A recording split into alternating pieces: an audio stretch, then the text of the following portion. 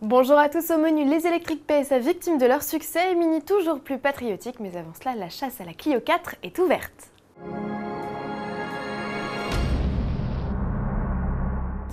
Avant chaque lancement commercial d'une nouveauté et surtout lorsqu'elle est française, c'est un peu le jeu du chat et de la souris.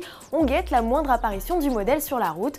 On tombe parfois sur des images surprenantes comme celle du réalisateur du JT Alexandre qui a ainsi croisé une Renault Clio 4 accompagnée de sa future grande rivale, la Peugeot 208. Les deux citadines partaient vraisemblablement pour une séance photo avec des confrères de la presse automobile. Un duel Côté Plus vous propose de lire dès à présent dans le numéro 1248 en kiosque jusqu'au 12 août et sans limite de temps sur l'iPad. Et si vous croisez vous aussi la Renault Clio 4, n'hésitez pas à envoyer vos photos via l'application AutoPlus sur iPhone, Android et Windows, ou comme Napi, Loïc, Nicolas, Jean-Bas ou Geoffrey sur le blog des reporters AutoPlus. Voiture française toujours, le duo Peugeot-Ion Citroën C0 est victime de son succès depuis l'annonce d'une super ristourne du groupe, couplée au nouveau bonus pour les véhicules électriques accordés par le gouvernement.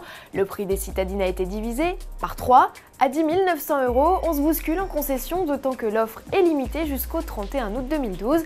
Ainsi chez Peugeot, depuis le début du mois d'août, soit en 7 jours, le constructeur a enregistré 18 commandes.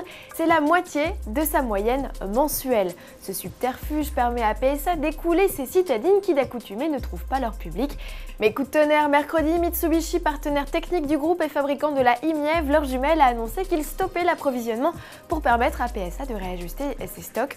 Une annonce qui a de quoi refroidir de potentiels acheteurs, d'autant que les réserves se tarissent vite et que les commandes passées ne pourront être honorées avant fin décembre. En toutes circonstances, Mini a de l'humour, une fantaisie décuplée en cette année olympique. Souvenez-vous, Mini Angleterre avait réalisé une excellente parodie de film et un concert de klaxon en soutien aux athlètes anglais.